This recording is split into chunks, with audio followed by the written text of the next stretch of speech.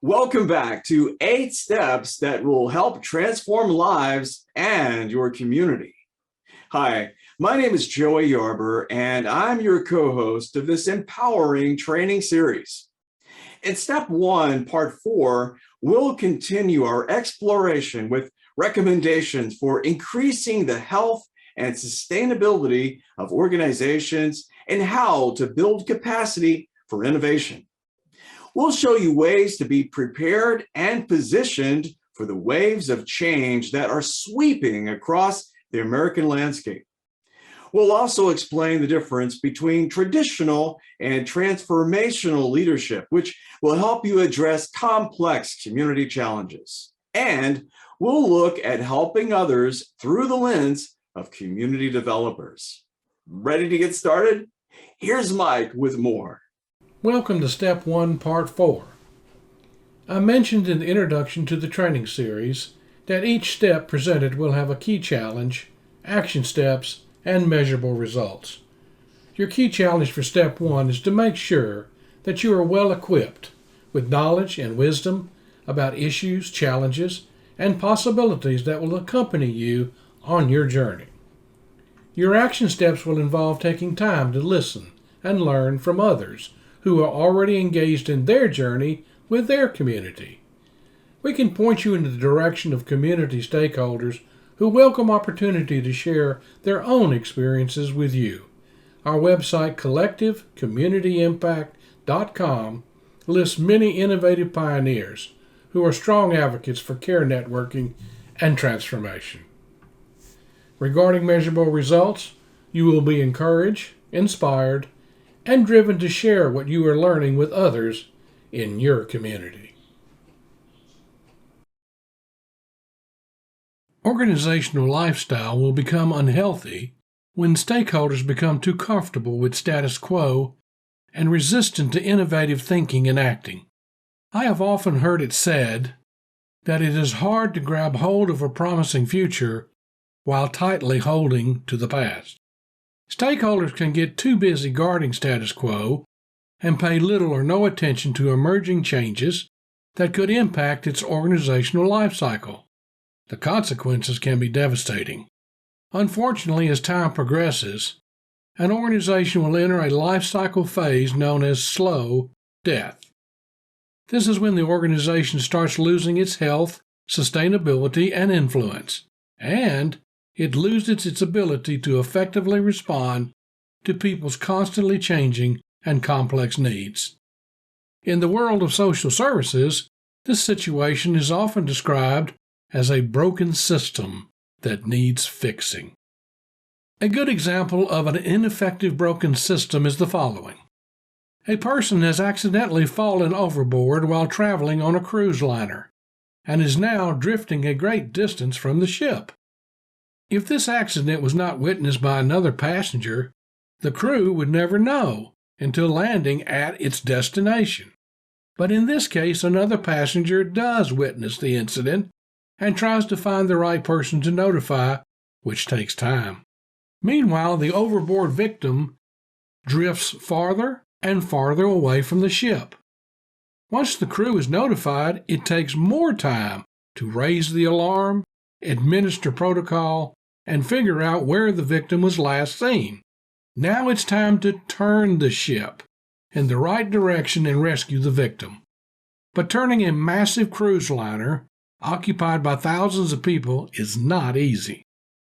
Some cruise ships are 20 stories high, weigh several thousand tons, and some are the length of 4 football fields. Turning this massive vessel takes much time and effort. So by the time the ship returns to the last known location of the victim, things have changed. The waves have pushed the victim to a new location, and so the recovery process starts all over again, continuing to put the victim at risk. May I suggest that this situation is played out every day in most communities across the country. Many under-resourced individuals and families are constantly treading dark waters in their lives. And just when they think help is within reach, another wave of despair overtakes them.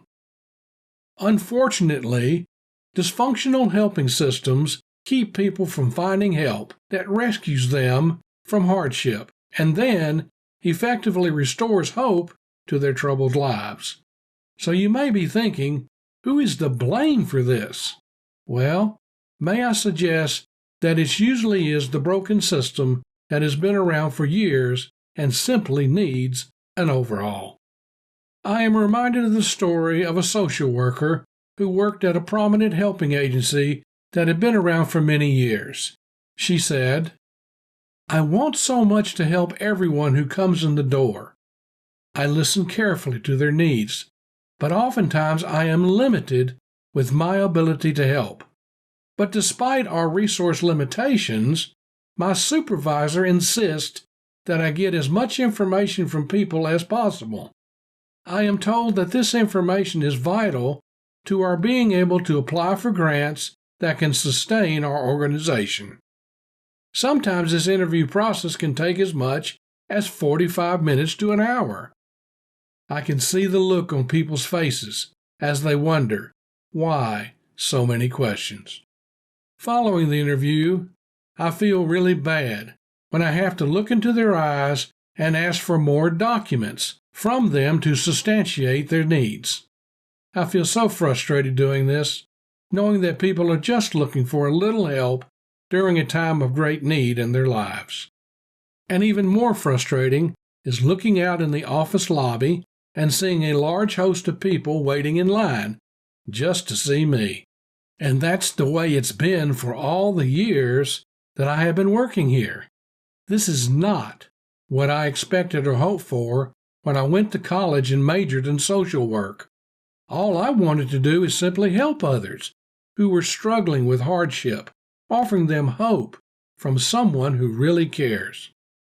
Fortunately, something can be done to remedy this situation. If helping agencies are willing to explore simple, practical, and innovative solutions.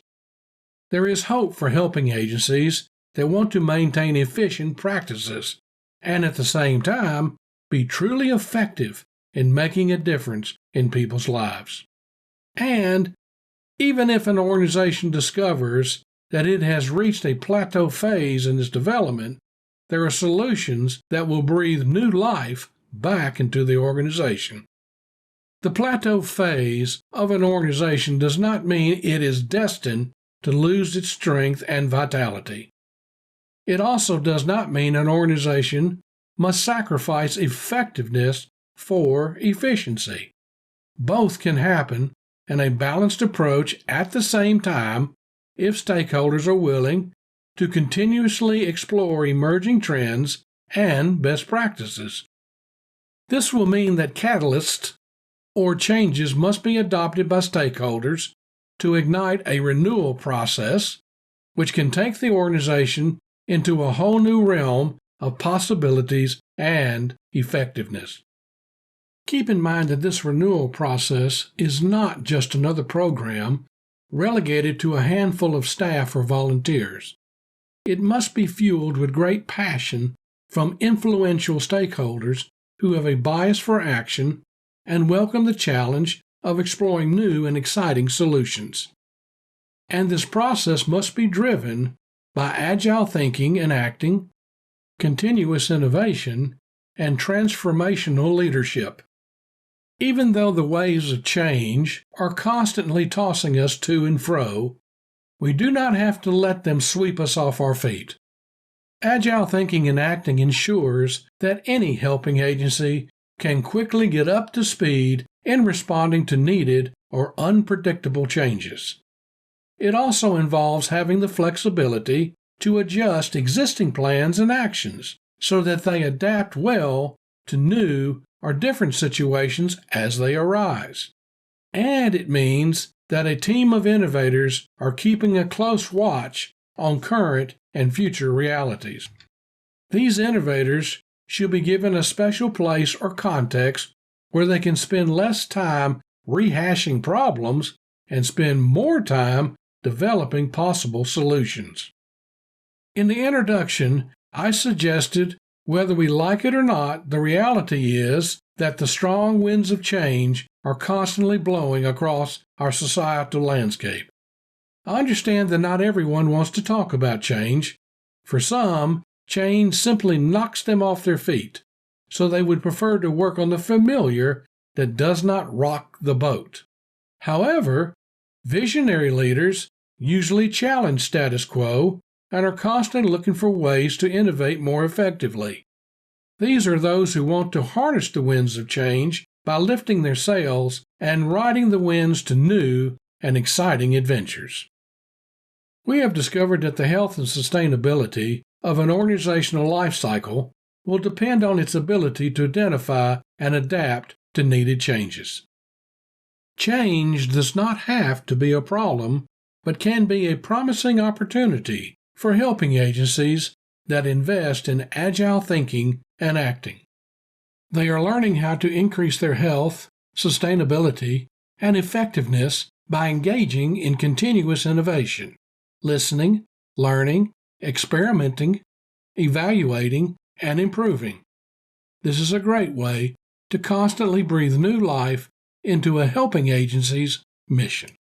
Breathing new life into an organization's life cycle is also energized by transformational leadership, which is quite different than traditional leadership. Traditional leadership tends to focus more on work, that is, goals, compliance, management, and performance. Transformational leadership focuses more on people at work, that is, good working relationships, people's creative ideas, and how their strengths and skills can be synergized.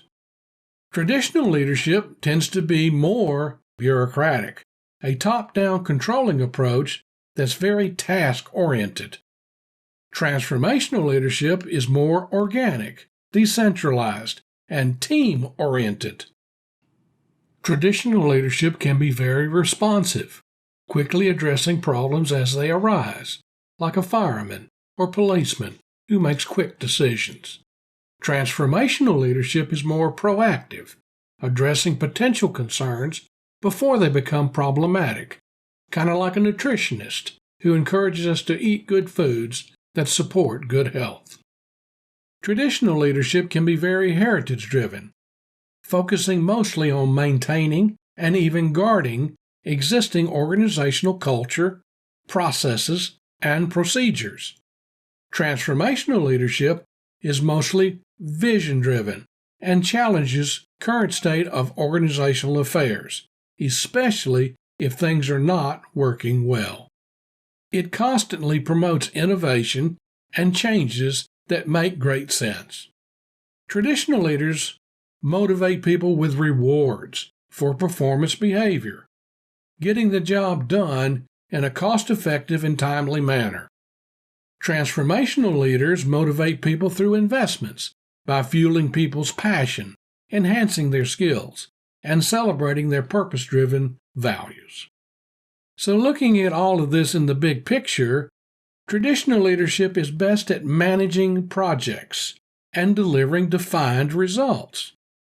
Transformational leadership is best at empowering people, supporting innovation, and preparing for the future.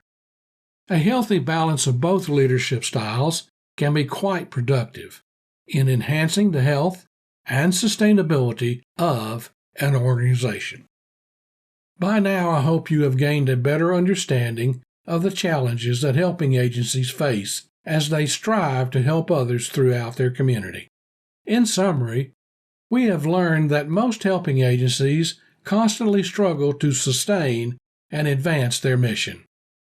They need more resources to advance their mission, but also to build their capacity for effectiveness. They are now beginning to face the reality of future funding. They realize that inspiring stories alone will not assure funders that they will make a real and lasting difference in the community. They must show funders outcomes and impact data that proves that the right resources are getting into the right hands at the right time. Helping agencies are struggling to make better informed decisions about helping clients because of limited information that leads to false assumptions. Agencies are learning that just because they have been around for a long time does not mean that they are providing the most efficient or effective ways to transform people's lives.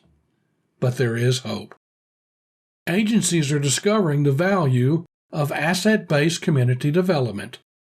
They are learning how to tap into their community's abundant wealth of local assets. This helps them become more resourceful and less dependent on outside resources with restrictions. Using our networking technology, helping agencies are better able to track real-time metrics which satisfy donors.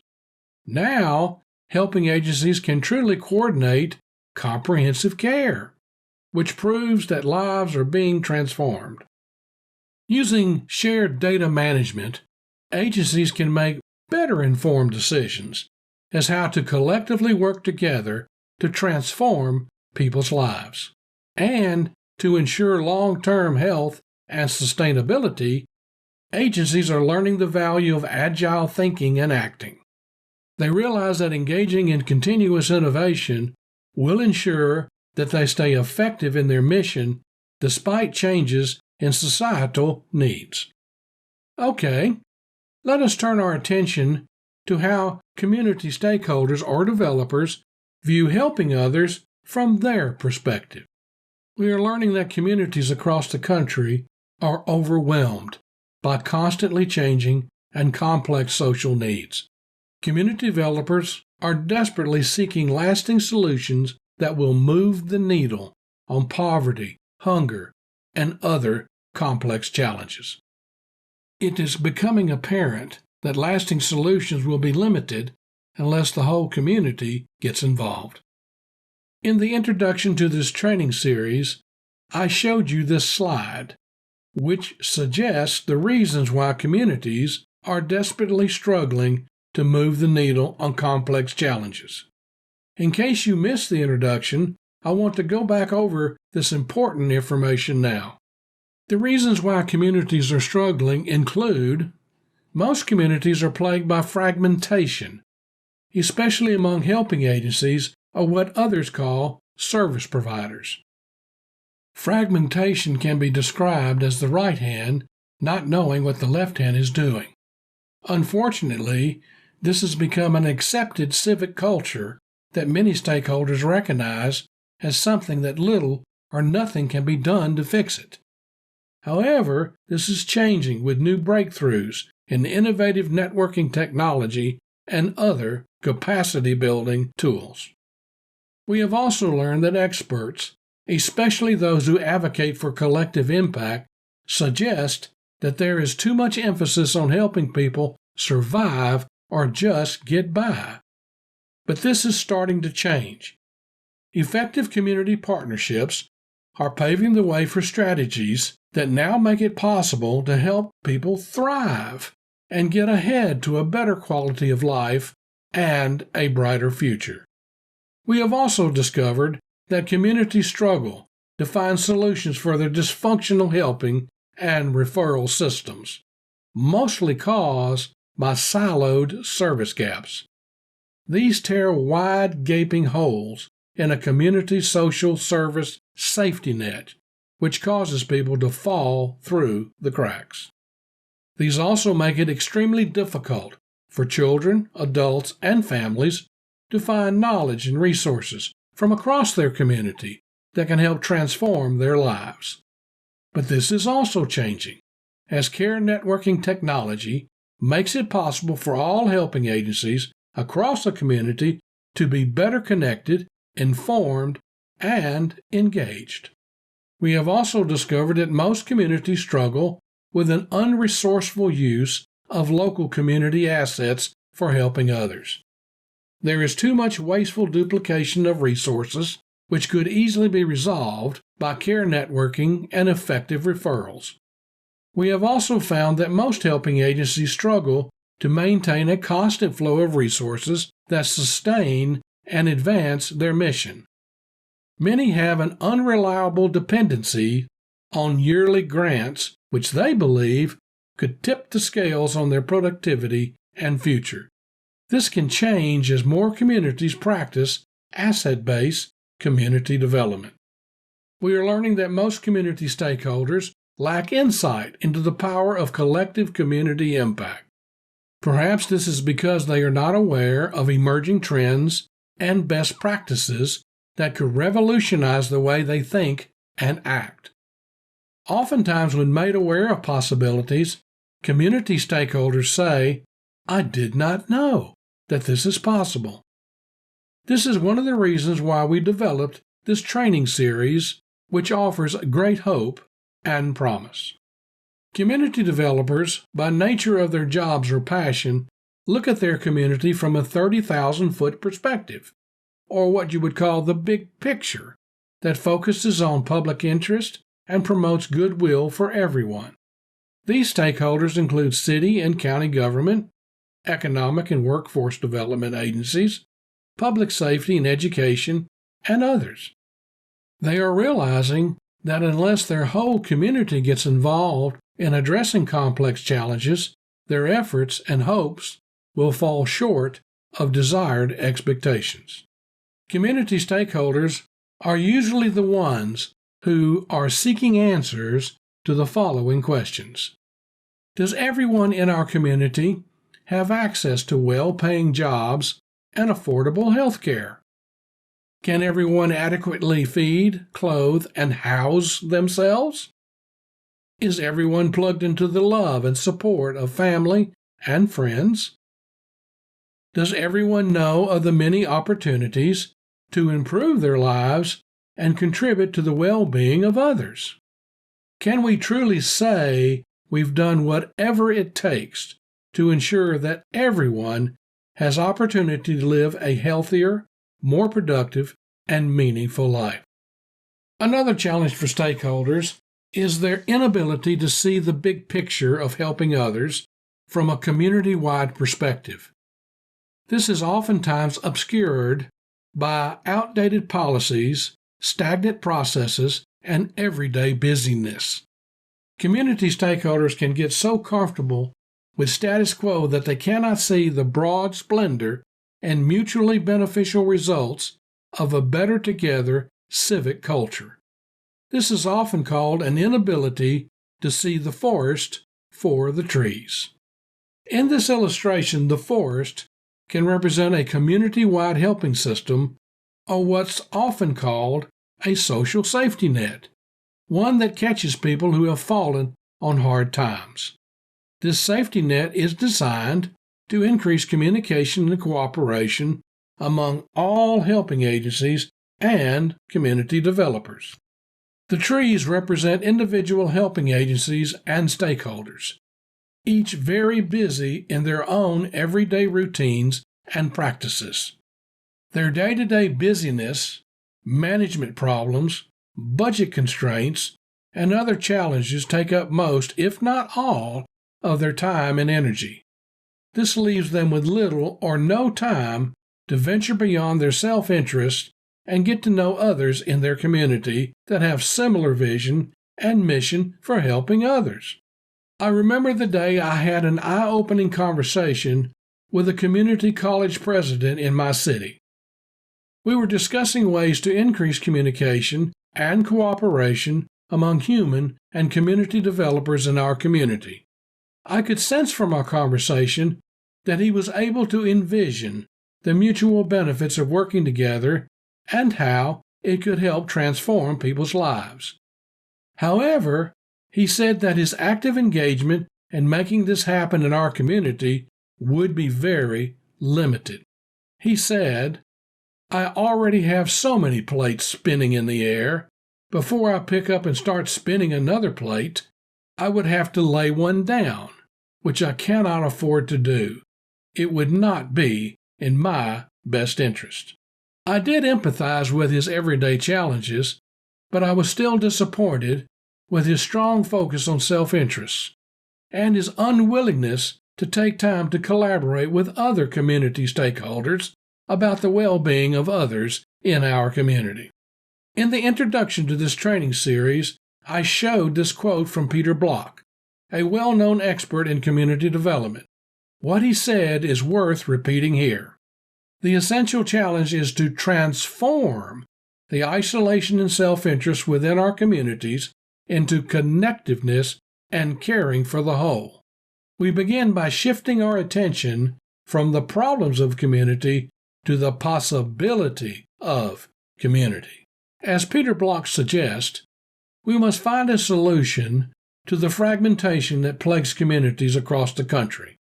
And we must find a way to transform isolation and self-interest that causes siloed service gaps that hinder comprehensive care.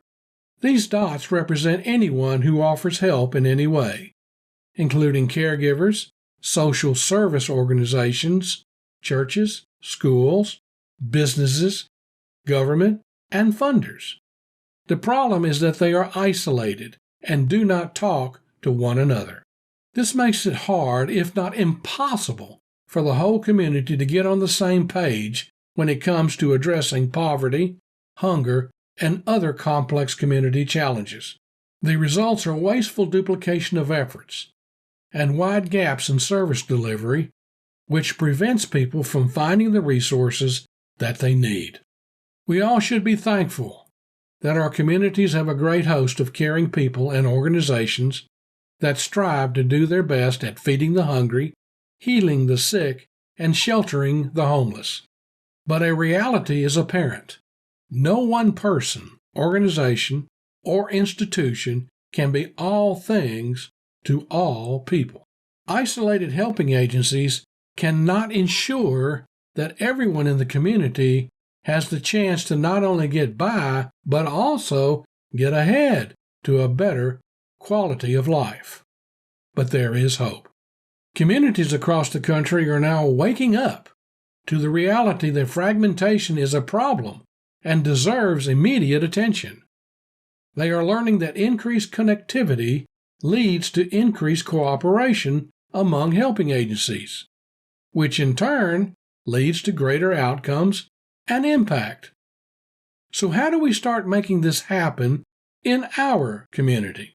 Many community stakeholders across the country are suggesting that our networking technology is their Monday morning solution. Agencies use our tools to create well-connected and broadly distributed care networks. These networks feature a mutually beneficial exchange of communication and information, which all happens in real time. Networking is proving to support agency development and accelerate their mission. And it is proving to advance a more comprehensive approach to transforming people's lives.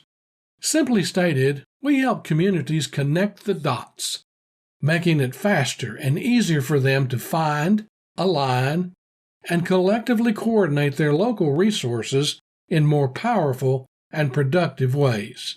From 2006 to 2016, most of our conversations with helping agencies was at the grassroots level in most communities. But that is rapidly changing. Now, community stakeholders from a grass tops level are calling us. These include regional hospitals, city and county governments, and statewide associations of helping agencies. We are encouraged by the innovative way community stakeholders are using our networking technology.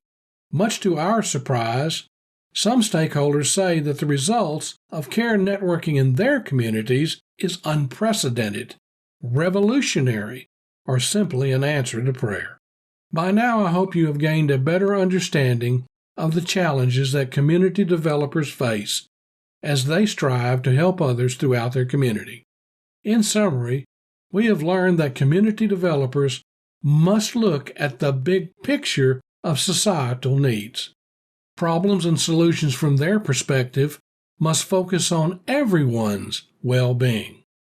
We are learning that most communities are overwhelmed with complex challenges, including poverty, unemployment, health disparities, and more. Community developers struggle to keep pace with constantly changing and complex societal needs. Most of the people and organizations involved in helping others are blinded by busyness, an inability to see the big picture or promise of collective community impact. Most communities are plagued with fragmentation, where helping agencies are disconnected and do not talk to one another. This isolation and self-interest produces siloed service gaps that prohibit a more comprehensive approach to transforming people's lives. There is great promise and hope for a whole community that learns how to work together for common good and greater impact. Community stakeholders believe that now is the time for helping agencies to learn the value and benefits of a better together civic culture. Making this happen is as simple as taking time to get to know other stakeholders and explore the potential and possibilities of community partnerships. Also, creating an inclusive environment for cross-sector community collaboration sets the stage for the development of lasting solutions for complex community challenges. We have also learned that new breakthroughs in networking technology and cross-sector collaboration are paving the way for innovative solutions in caregiving. I close out step 1 with a list of a few books that I have found helpful in gaining a better understanding of increased communication, cooperation, and collaboration in communities. These are some I have read, but I know that there are other resources that will help you as well. You will find more books I recommend at collectivecommunityimpact.com. I encourage you to develop a habit of reading and learning, keeping up with emerging trends and innovative best practices. You can also find other useful resources at our collectivecommunityimpact.com website. We have a growing library of case studies and educational webinars that you will enjoy. Also, you can pick up the phone and talk to one of our community impact specialists who can point you in the direction of innovative caregivers across the country. Hey, thanks, Mike.